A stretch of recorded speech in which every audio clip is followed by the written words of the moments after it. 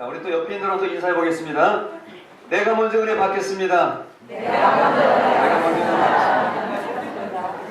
은혜는 저 사람이 받아야지 저 사람이 변하면 되는데 이게 아니고 내가 먼저 은혜 받을 때 세상이 변하고 가족이 변하고 부산이 변하고 나라가 변하고 세계가 변하게 될 줄로 믿습니다. 내가 먼저 은혜 받고 기도하며 은혜 받으면 세상이 달라지는 것이죠.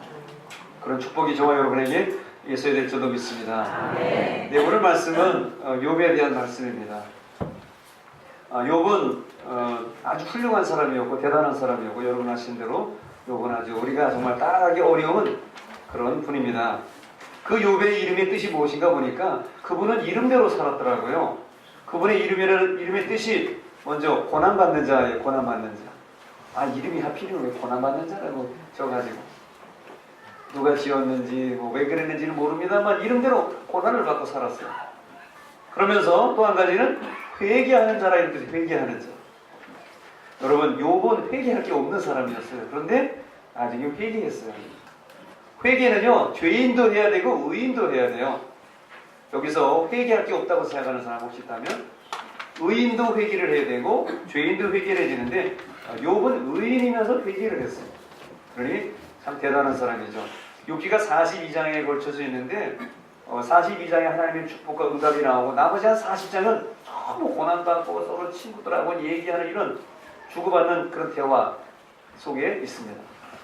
근데 결국 나중에 하나님께서 욥에게 은혜를 베풀어 주셔가지고 그가 의인임에도 불구하고 회개하게 하셔서 친구들을 용서하고 품게 하시니까 은혜를 주셔서 나중에는 갑절의 축복을 받았다는 것이에요. 그리고 4대를 보며 살았다. 그리고 그의 수완이 다 되도록 살았다는 것이 욥기서의 결론입니다. 그런 이런 이름대로 살았어요. 그리고 그의 가족은 어떤가 하면 그는 아들이 7명, 딸이 3명이에요. 자녀가 10명이에요. 참 다복하고 요즘이야 10명 안 낳습니다만은 옛날에 10명이면 많지도 않고 적지도 않고 그저 딱 알맞은 딱 10명이에요. 요즘 10명 낳으면 힘들어요. 못 낳아요. 물론 10명 낳는 분도 있어요. 그 목사님들이 가끔 나시더라고. 나라에 충성하시려고 그러시는지 가끔 또 시골에 오면 그런 분들이 가끔씩 있어요. 근데 또 이 가족이 얼마나 행복하게 살았냐면은 생일잔치를 하면은 아들 내 생일, 딸 내 생일 하면 그 집에 다 가가지고 생일 파티를 하는 거예요. 요즘에 이런 집 없죠? 요즘에는 아들이 생일이 되건 딸이 생일이 되건 며느리가 되건 시어머니든 며느리든 요즘에는 그냥 돈으로 보내가지고 그냥 끝내고 만나기가 어려워요. 만나기가. 그런데 생일잔치를 자주 하는 거예요. 모여가지고 생일 되는 날. 애들이 10명이니까 부부까지 하면 딱 12명이니까 한 달에 한 번씩한테 하면 한 달에 한 번씩 생일 파티 하는 거예요. 물론 한 달에 2번씩 3번씩 있는지는 모르지만은 이 생일잔치를 잘 했어요. 얼마나 행복한지 몰라요. 아기 때 보니까 애들이 제일 좋아하는 게 촛불 켜고 불 끄는 거더라고요. 우리 딸도 어렸을 때 얼마나 좋아하는지 그 라이터하고 초 있으면 갖다 놓고 그냥 불 놓고 또 훅 끄고 그러더라고요. 재밌었던 것 같아요. 그리고 욥의 소유는 얼마나 많았냐? 그는 가축과 종이 가축은 수천 마리고요. 여러분 낙타 한 마리, 소 한 마리면 옛날에 우리 거의 집 한 채 값이고 옛날 아들 대학금 등록금 할 정도의 큰 가격입니다. 집안에 기둥 뿌리고 농사에 대들보라고 할까요? 그런 가축들이 엄청 많은 종도 많아요. 부자였어요. 여기도 아마 옛날에 만석군의 자녀로 태어나가지고 김포에서든지 김해에서든지 자기네 집 땅을 밟지는 못 다니고 종을 아마 30명씩 부리는 그런 양반집, 부잣집도 있었을 거예요. 저도 그런 얘기 많이 들었어요. 그래 큰 부자였어요. 영어 성경에는 그레이티스트 맨이라고 그랬어요. 가장 위대한 훌륭한 사람. 대저택에 사는 대단히 큰 사람이라고 성경은 말씀하고 있습니다. 그런데 그런 욥이 이름대로 살았는데 그의 성품과 그의 라이프, 삶은 어땠는가? 오늘 성경 오래 읽지는 않았습니다만 1절에서 5절에 보면은 그는 온전한 사람이라고 그랬어요. 즉 비난받을 게 없었다고 그랬어요. 손가락질을 받고 무슨 흠이 있는 그런 사람이 아니었다고 말합니다. 그리고 그는 정직한 사람이었다고 성경이 말씀하고 있습니다. 속일 일도 없고 남에게 해코지할 일도 없고 그저 주시는 대로 살고 있으면 베풀면서 살고 그렇게 악착같이 사는 사람은 아니었던 것 같아요. 그리고 욥은 하나님을 늘 경외하는 사람이었다고 그랬어요. God fearer라고 하나님을 두려워하고 하나님의 살아계심을 믿고 그렇게 사랑하는 삶이었습니다. 그리고 그는 악에서 늘 떠나고 뿐만 아니라 자녀들을 위해서 늘 번제를 드리는 그런 삶이었어요. 악에서도 떠났고 또 자녀들을 위해서 늘 번제를 드렸어요. 이번에 생일잔치를 잘했다고 그랬잖아요. 생일잔치를 하면 사람들이 모여있다 보면 엄마 아버지가 못 볼 때 혹시 뭐가 어땠느니 누가 어땠느니 저 집사람이 어땠느니 이렇게 서로들 얘기하고 혹시 불평하고 하나님께 덕스럽지 못한 일을 했을까봐 집안 식구들이 모여서 자녀들에게 생일잔치를 하고 난 다음에는 자녀들을 성경케 하기 위해서 그들을 위하여 번제물을 드렸다. 성경이 그렇게 말씀하고 있습니다. 대단한 사람이죠? 완벽한 사람이에요. 무슨 행사만 하면 그 행사를 위해서 정리하는 마음으로 성결케 하는 마음으로 번제드리고 예배를 드렸다. 이게 보통 사람은 아마 할 수 없는 일일 것입니다. 오늘 하나님께서 욥기서를 통해서 우리에게 저와 여러분에게 도전을 주십니다. 욥의 믿음을 우리에게 보여주십니다. 오늘 여러분은 어떠한 믿음을 소유하고 있는 것 같습니까? 내 믿음이 무슨 믿음입니까? 정금 같은 믿음, 아니면 돌 같은 믿음, 아니면 연약한 믿음, 아니면 강한 믿음인가? 아니면 조건 없는 믿음인가? 나는 조건이 좋아야 믿지 조건이 나쁘면 안 믿어요. 조건단한 믿음. 아니면은 수동적인 믿음인가? 나는 누가 오라고 그래야 하지 내 발로는 안 가. 그런 분이 있는지 모르겠어요. 아니면 난 능동적이고 나는 남이 부르기 전에 간다. 그래서 그런 믿음인가? 아니면 내가 뜨거운 믿음인가? 아니면 나는 좀 차가운 이성적인 믿음인가? 나는 내 머리로 이해가 안 되는 거 도저히 믿을 수가 없어. 이런 믿음입니까? 아니면 무조건 믿는 뜨거운 믿음입니까? 또 어떤 사람은 성장하는 믿음을 갖는 사람도 있겠죠? 그러나 늘 어떤 사람은 작년이나 올이나 그냥 늘 제자리. 우리 주능력교회 성도들은 제자리 믿음이 아니라 늘 성장하는 믿음의 성도가 되시기를 축원합니다. 은혜를 누가 먼저 받자고 그랬어요? 내가 먼저 은혜 받으니까 성장도 누가 먼저 해야 되겠어요? 내가 먼저 성장했어. 그래서 형으로서, 오빠로서, 누나로서, 언니로서 다른 우리 젊은 사람들을 신앙의 약한 분들 내가 키워주고 앞서가는 그런 부모와 같은 리더가 되어야 되겠다. 그렇게 마음을 잡수시기를 바랍니다. 우리가 욥의 믿음을 갖기를 원하는데요. 하나님께서 말씀하시는 욥의 믿음은 어떠한 믿음인가? 오늘 성경이 우리에게 말씀합니다. 욥의 믿음은 한마디로 말해서 까닭 없는 믿음이에요. 여러분, 까닭이 없다는 게 무엇입니까? 조건 없는 믿음. 다른 상황 보지 않고 상황에 휘둘리지 않는 그런 믿음이 바로 까닭 없는 믿음입니다. 그러면은 성경에서 말씀하시는 까닭 없는 믿음이라는 것이 구체적으로 어떠한 믿음이겠습니까? 먼저 첫 번째로 오늘 8절 말씀해 보니까 늘 하나님을 인식하며 사는 것이 바로 까닭 없는 믿음이라는 것입니다. 오늘 8절 보세요. 여호와께서 사탄에게 이르시되 네가 내 종 욥을 주의하여 보았느냐? 그와 같이 온전하여 정직하여 악에서 떠난 자는 세상에 없다고 그랬어요. 바로 하나님이 칭찬하는 사람이 욥인데요. 그는 풍요로운 삶 중에도 바로 하나님을 늘 인식하며 살았어요. 사람이요 힘들고 어려우며 지푸라기도 잡는 심정으로 주님께 탁 달리고 어려움은 주님께 더 나와요. 그런데 풍요로워지고 바빠지고 사업이 넓어지면요 신앙생활이 나태하더라고요. 제가 알고 있는 어떤 집사님도 주일학교 교사를 했는데 맨 처음에는 사업이 잘 안 되고 어렵고 그러니까 하나님 복 주실 줄 믿고 주일학교 교사를 하는 거예요. 주일학교 교사를 하니까 하나님 복을 주세요. 사업이 잘 돼요. 사람도 거래처도 많아져요. 외국에서 바이어도 와요. 사업이 잘 돼요. 그 다음부터 이제 골프를 쳤어요.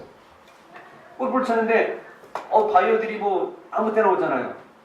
주로 이제 휴일날 오잖아요. 그러니까 이제 접대를 나가는데 주일날 골프 접대를 나가는 거예요.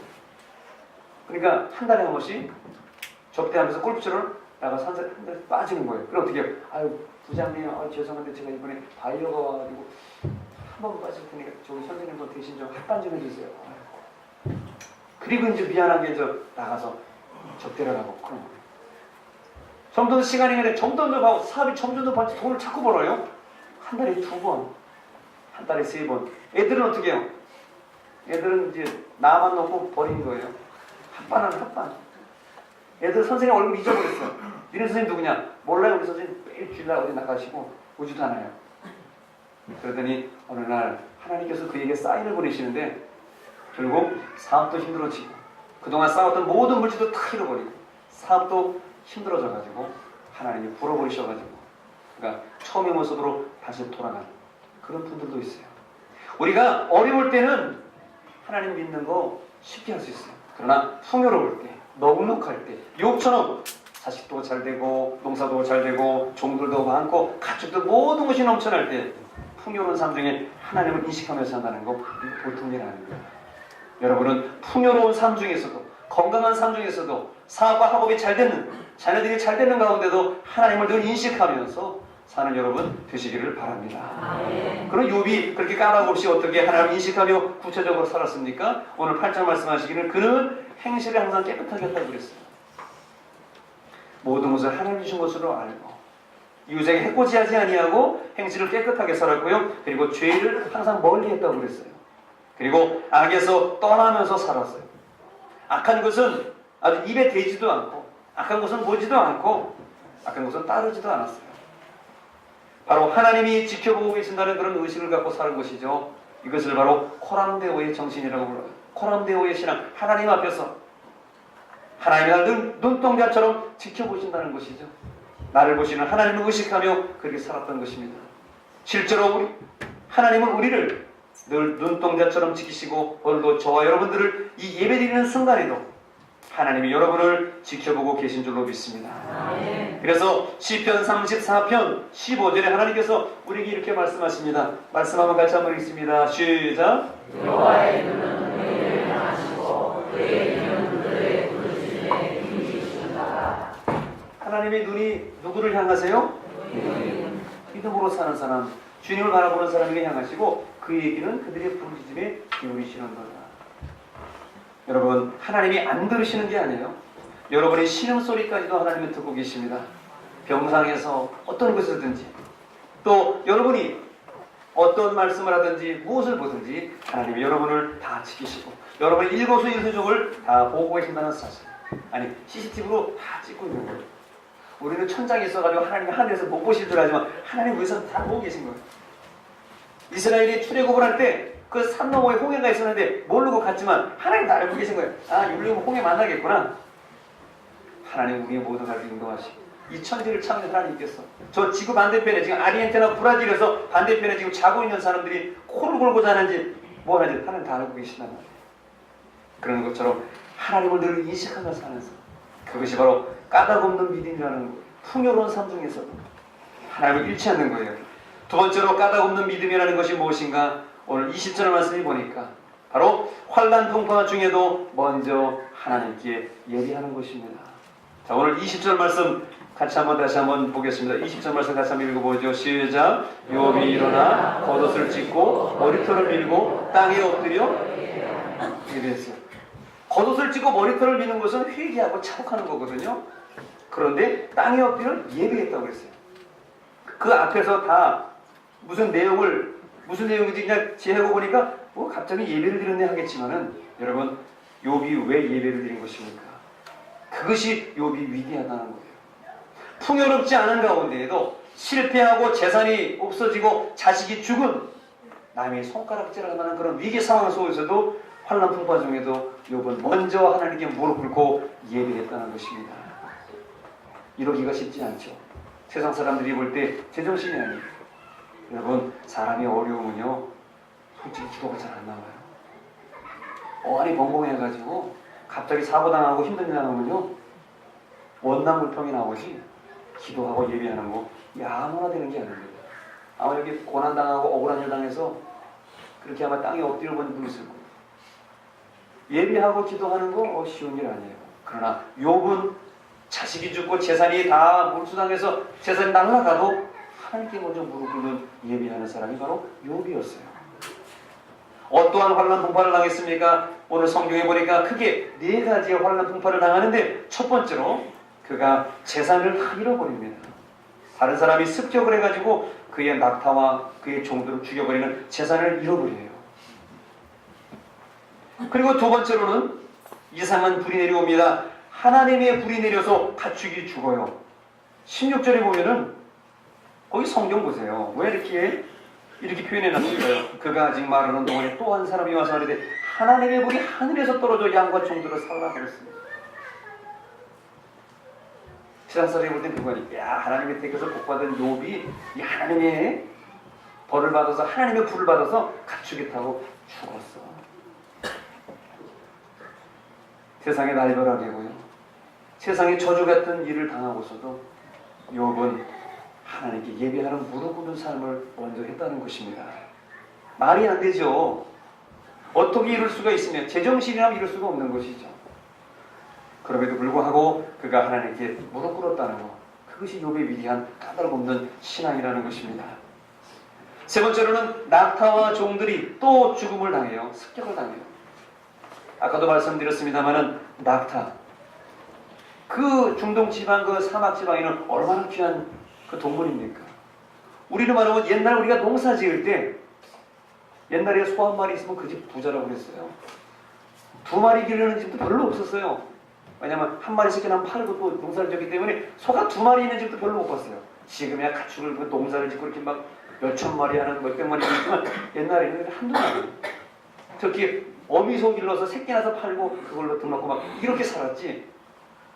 뭐 가축이나 낙타 이런 것이 많은 그런 사람이 별로 없었습니다. 근데 그 낙타와 종들이 죽은 거예요. 습격을 당한 거예요. 그런 환난 풍파가 다가오더라는 것입니다. 그리고 끝으로 욥에게 닥친 환난이 무엇입니까? 자녀들이 한 집에서 몰살당한 거예요. 몇 명이요? 10명. 여러분, 자녀를 잃은 부모를 보았습니까? 자녀를 잃은 장사집에 가보았습니까? 그분들을 저도 많이 만나봤지만 심정을 물어볼 수가 없더라고요. 어떻게 해야 될지 물어볼 수가 없어요.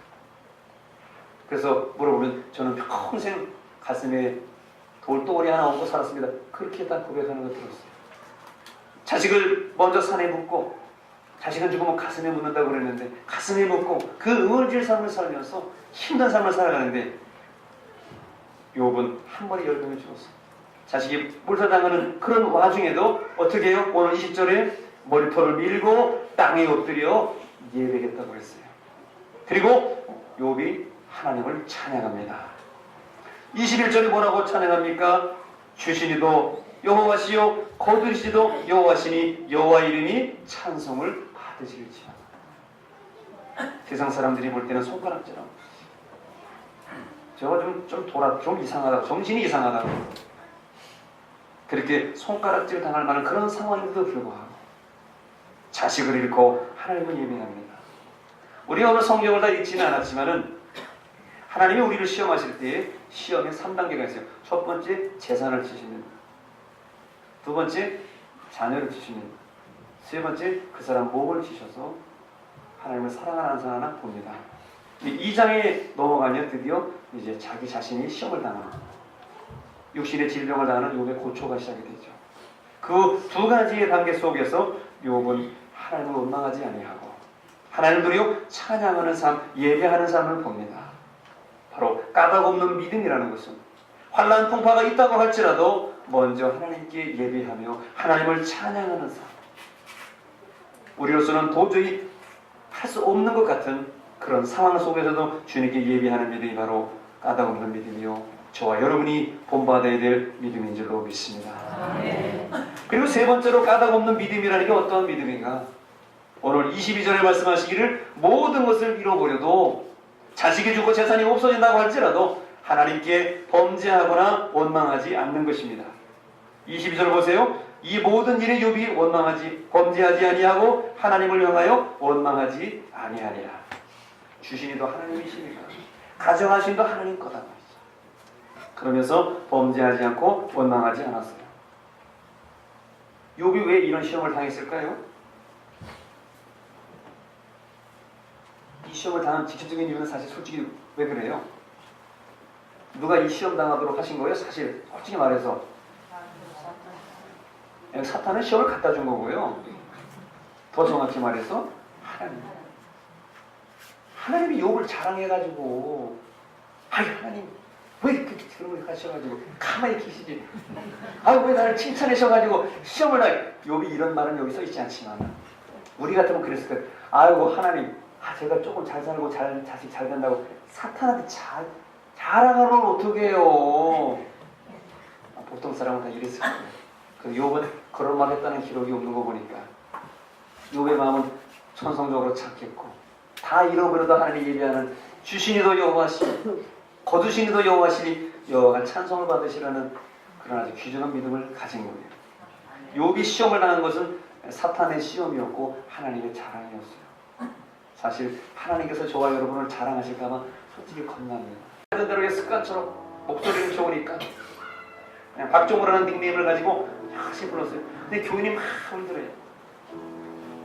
그래서 자기는 괴롭고 난 은퇴를 하려고 그랬는데 왜 교인들은 그러니까 다 아는 노래인데 뭐 박종호 처음 보나 왜 울까 그래서 목사님이 물어봤대요. 목사님, 교인들은 왜 이렇게 울어요?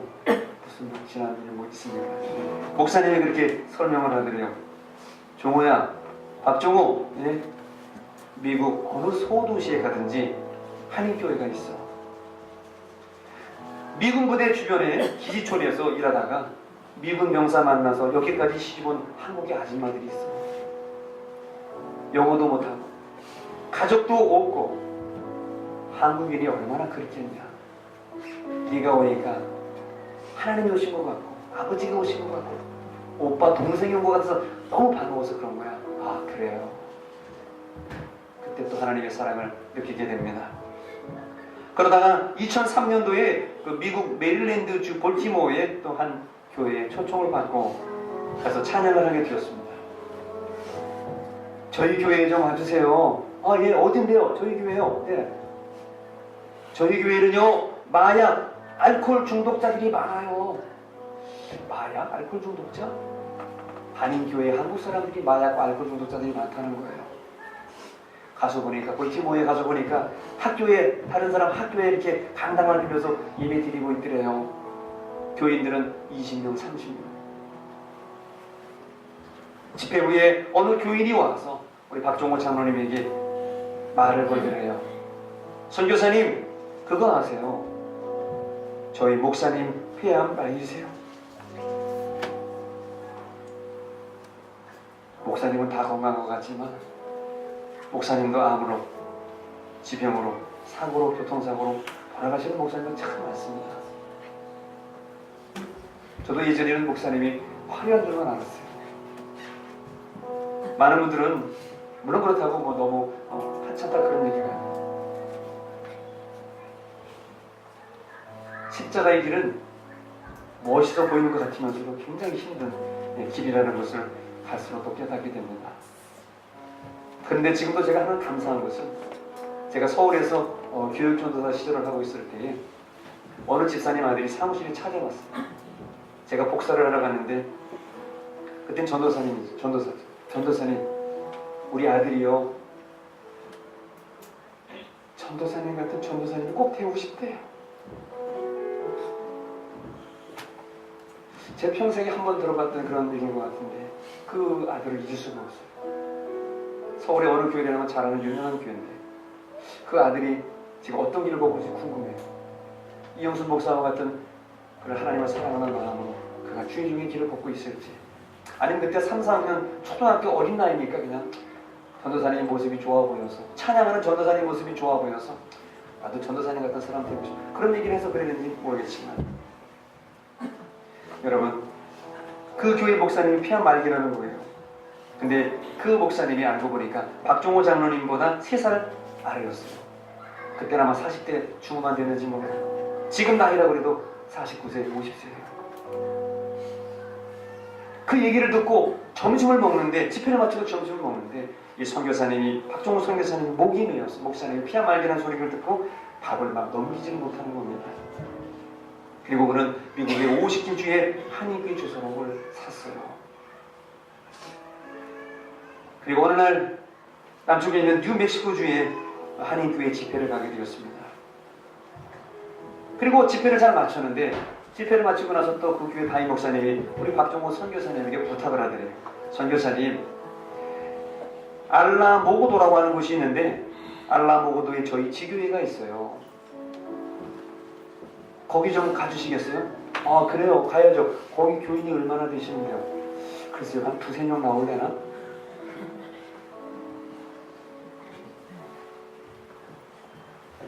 대박종호가 두세 명 있는 집회를 가야 된다고 생각하니까 막 분노가 치밀고 막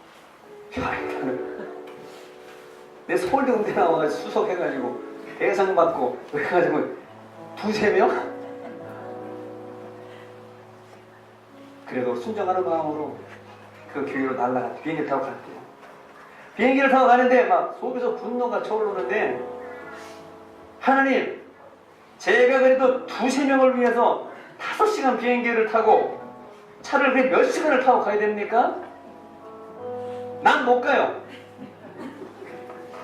천하의 박정호가 그런 데는 못 갑니다. 하나님 가세요. 하나님이 노래 못하시면 노래 배워서 가세요. 하나님께 막 설득을 하면서 막 비행기 안에서 막 고래고래 그냥 막 하나님 원망하면서 욕을 했대요. 그런데 하나님은 즉각적으로 비행기에서 하늘이 가까우니까 즉각적으로 음성이 바로 하나님한테 들리더래요. 야, 너 잘났다. 너 참 뭐 굵다.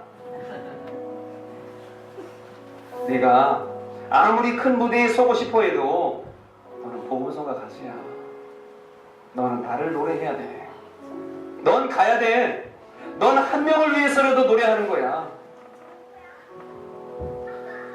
그 하나님의 음성을 듣고 그는 거기서 통곡하며 회개했다고 합니다. 도착해서 교회에 가보니까 23명, 25명이 왔더니 총 25명. 목사님 부부 빼고 23명. 그 교회는요, 중소도 소도시라 사는 사람이 전부 7,000명이래요. 미국 사람 포함해서 7,000명. 한국 사람 23명. 목사님 부부 둘. 총 25명으로 다 꽉 찼. 이런 주에 관계없이 열심히 찬양하고 집회를 마쳤는데, 어느 가난한 여자 집사님이 그 선교사님 앞으로 나오더래요. 그런데 간증을 했는데, 선교사님, 이거 아까 그 말씀하신 영국 선교사님 갖다 주세요. 그러더라는 거예요. 선교사님은 가서 이제 찬양 집회를 한 뒤에는 항상 찬양 음반 CD를 팔았다는 거예요. 이제 모르는 사람들은 오해할 때, 아, 저것도 팔아가지고 이제 자기 수입으로 잡고 그래서 이제 뭐 하나 비슷하겠지만, 박종원 씨는 그렇게 안 했다는 거예요. 그 수익금은, 그 음반 CD 판매금은 모두 다 선교사님들을 위해서 전액을 기부해 왔다는 거예요. 그리고 그 기부를 하게 된 이유도 특별한 이유가 있었습니다. 그 박정호 장로님이 미국 LA에서 찬양 집회를 마치고 나왔는데, 어떻게 아는 분을 통해서 들었는데, 자기 아는 예수 전도단 선배가 영국에 가서 선교를 하고 있는데, 그 선교사님이 돈이 없어서 런던에서 쓰레기통을 뒤져서 먹고 산다는 얘기 들었다는 거예요. 여러분, 선교사님 중에는 배부른 선교사님도 계시지만, 이 영국 런던에서 쓰레기통을 뒤져가면서 먹을 것이 없어서 병들어 죽어가는 그런 선교사님도 있습니다. 진짜 선교사님들이죠. 존경스러운 분들이죠. 근데 그 런던에 있는 영국 선교사님, 예수전도단 선배 되시는 선교사님은 뇌종양인데도 불구하고 돈이 없어서 쓰레기통을 뒤져서 먹고 살고, 뇌종양인데 치료비가 없어서 병원에도 못 가고 그렇게 영국에서 쓰러져 죽어가고 있다는 거예요. 그 선배님의 소식을 듣고 내가 음반을 판매해서 그 수익금으로 그 선교사님을 돕겠다는 마음으로 그때부터 음반을 판매하며 도왔다는 거예요. 선교사님 앞에 나와서 뭔 얘기를 하는 그 여자 집사님을 생긴 모습을 이렇게 보니까 척추장에 허리가 굽었어요. 척추가 주저앉았어요. 미국 병사의 아내로 시집 와가지고 가진 고생을 하고 매 맞고 힘들어 척추가 주저앉아서 척추 장애인이 된 것입니다. 그러면서 내민다고 하는 돈이 10달러짜리 지폐 한 장을 내밀면서 너무 어이가 없어가지고, 아유 괜찮아요 집사님, 아유 받는 사람이나 주는 사람이나 10달러 이게 뭐 그렇게 대단하겠어요. 아유 괜찮아요 집사님, 걱정하지 마세요. 집사님 쓰세요, 괜찮아요. 말씀을 드리고 보니까 그 집사님께서 그렇게 얘기를 하더래요. 선교사님, 이거는요 제가 2끼 굶고 만들어서 가져온 거예요. 그 척추 장애인 그 여자 집사님은 한 끼를 금식하고 두 끼를 굶어서 10달러 지폐를 가지고 박종호 선교사님에게 가지고 온 거예요. 그러면서 그때 그 선교사님이 깨달았대요. 내가 오병이어에 나오는 떡이구나. 하나님이 사랑하는 사람들을 먹이시는 데 쓰시는 내가 도시락이구나. 내가 노래하는 것이 아니라 하나님이 날 사용해서 부르시는 거구나. 하나님이 찬양을 하셨구나. 그러면서 그 여자 집사님은 눈시울을 붉히며 이렇게 부탁을 했대요. 선교사님, 일본의 오키나와, 독일 프랑크푸르트, 거기에서도 저희같이 외로운 사람들을 위해서 찬양을 해주세요. 박종호 장로님은 2002년도부터 매년 10만 4천 달러, 천사의 이름으로 10만 4천 달러씩 선교단체에 선교사님을 위해서 기부해 오셨다고 합니다. 이 돈이 무슨 돈이냐? 예수전도단에 자비량으로 나가서 선교하시는 그 선교사님들이 돈이 없어서 먹을 것이 없을 뿐만 아니라 병들어 죽어가는 무료로 건강검진 받으시라고 한국에 들어오면 건강검진 받으시라고 준비된 그런 헌금의 돈이 되었습니다. 그리고 장로님은 탄자니아와 인도에 에이즈를 앓고 있는 어린이들을 위해서 고아원 2곳을 지었다고 합니다.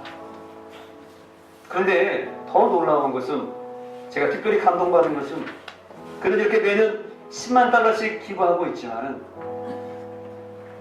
그의 집은 서울 마포의 한 아파트에서 월세로 살고 있다는 것입니다.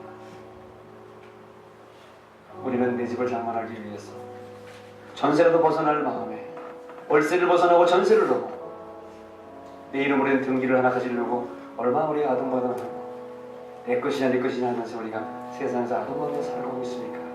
그 천하의 박종호 장로님이 동탄까지 아마 교회까지 집에서 먼 걸로 알고 있는데 마포에서 동탄까지, 수원 동탄까지, 화성 동탄까지 교회를 다니시는데 집은 아파트에 월세로 살고 있다는 것이에요. 그리고 요즘은 한국 교회 주소록을 사가지고 전화를 돌린다고 합니다. 강원도 산골짜기 교인들 한두 명 있고 나오는 그런 교회에 전화를 했어. 혹시 찬양 필요하시냐? 찬양 집회하셔도 되겠냐고. 본인이 가가지고 찬양이 필요한 곳에 찬양하고 싶어서 시골 교회에 전화를 돌리신다고 그러더라고요. 그래서 제가 어제 우리 친구 목사님께 전화했어요. 아, 목사님, 우리 저기 박종호 우리 장로님 좀 모시려고 하면 찬양을 하면 어떻게 하지? 걱정하지 마, 이 목사님. 내 그 뭐야 매니저도 잘 알고 박종호 장도 잘 아니까 날짜만 정해줘. 날짜만 바로 연락 줄 테니까. 언젠가 우리 박종호 장로님. 근데 제가 최근에 그 찬양하는 영상을 봤는데 많이 늙으셨더라고요. 그때 제가 27에 32에 만났을 때는 뭐 풍채도 좋고 그냥 뭐 이러면서 이렇게 지금 머리도 하얗고 염색을 하고 세월을 이기는 장사가 없더라고요. 언젠가는 찬양을 할수록 주는역 교회에도 오게 될 줄로 믿습니다. 여러분, 이 모든 게 하나님의 은혜라는 것을 그 장로님도 쓰러지고서야 깨달았어요. 욥도 건강하고 올 때 풍요로울 때도 잘 믿었지만 자식이 죽고 재산을 잃어버리는 그 모든 것 속에서도 그는 하나님 원망하지 아니하고 하나님께 찬양하고 하나님의 은혜였음을 고백하고 예배드렸습니다. 주시니도 여호와시 취하시도 여호와시니 하나님이 찬송을 받으실지로다. 우리 하나님의 은혜를 고백하면서 지금 나오신 우리 찬양